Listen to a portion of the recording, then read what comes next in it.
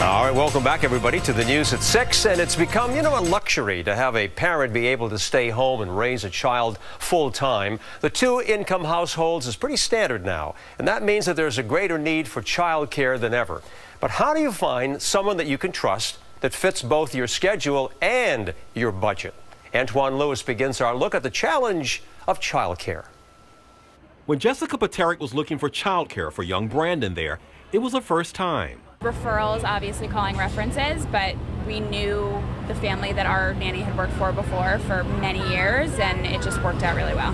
But some parents have a tougher task finding someone to look after their kids while they're at work. And when many don't know where to go, Daycare Council of New York, or DCCNY, is a good place to start. One of the things I say to people, we're invisible until you need us. And when you need us, you see us. Andrea Anthony is executive director. Anthony says their mission is to be a multifaceted resource for parents looking for someone to trust with their most valuable possession. To have that person who can listen, who can understand at a really critical time with their, raising their child, or where they're going to leave their child when they have to work or go to school. DCCNY has been an advocate for parents and kids for 67 years, and child care specialists like Clara Almanzar hear firsthand the stories of nervous moms and dads. What's the biggest challenge for parents? The money. The money. It's really child care. It's very expensive lately, and parents sometimes don't have enough money to pay for child care. Part of the reason this Upper East Sider and his family are now moving to North Carolina. We're going to miss New York. We have friends and family here, but we're excited to give him a yard and a lower cost of living, which helps facilitate child care. What options are there? They have subsidy. They are subsidized programs. The city is offering ACS for the parents according to the income. And Anthony reminds that finding a provider begins with parents doing their homework. They don't know to ask the questions. Is that person licensed? How many children is she seeing every day? What type of activities are going on with the children? Now, once you've found a child care center, go to the website of the City Health Department, because there you'll be able to get information on licenses as well as violations, if any. Ernie, back inside to you. And we thank you very much for that report, Antoine. Let's continue to talk about this subject right now. Joining me, my two special guests tonight, Alyssa Quart, family and child care author. Thank you for being here.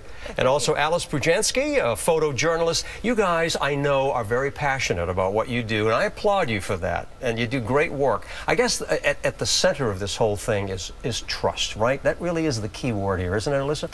Absolutely. It's trust for who's taking care of our kids during the day, and it's trust for the kids have for their daycare providers, and it's trust for the daycare providers among themselves. Yeah, and you have found that. I know that you're a photojournalist. The two of you have collaborated on several projects. You went out to New Rochelle. You were at a daycare center. Tell us about that and the experience that you uncovered. Sure. So for the story that we did, it was called Extreme Daycare for the Pacific Standard, and it was about this home daycare called Dee's Tots, run by the Hogans, and they had children there until after bedtime. So when we're home making dinner, even when we're in bed, they had children in their house, and they were a pillar of their community. They really helped a lot of the parents who had unpredictable schedules, who had to work really long hours. Sure. So we definitely saw the trust that parents had invested in them, and so they wanted to further that by working with a union called Voice CSEA that would help other child care providers to streamline regulations and to get better reimbursements. Alyssa, there are a lot of factors here, okay? I mean, we understand the problems. Finances, that's a key issue here. It's a lot of money. Tell us about that and how people have to work around that. Yeah, I mean, for middle-class families, the cost of daycare can eat up to 30% of a single parent's income, which is enormous. And these are not low-income people. For low-income people, it's the greatest expense, more than food and housing. So we're talking a huge amount of money. So this is part of why finding good daycares can be really hard for working parents. Yeah, quickly, if we look at a checklist, what should they be watching for? What are the key points? Why don't we start with you, Alice? Well, make sure that it's a licensed daycare. Make sure that you get a good reference from a friend or someone else who has kids there, and just that you feel that your kids are safe there. Calming people's nerves. When you're away, you're at work, you're thinking, gee, is everybody okay? Shouldn't worry about that. What should they be thinking about? They should be thinking how well most daycares do. I mean, so that's something to be really think about, and how much socialization daycares that are great can give their kids. Like kids there have been studies, kids who are in daycares are often more socially adept, and even their learning can be highlighted because they're speaking so much with other little children. Yeah, of course. So it's something that, you know, that's a really valuable part of growing up. So look at this thing with a good positive attitude, right, Alice? Sure, and we would just like the daycare providers to be able to make a living wage. Right now, the average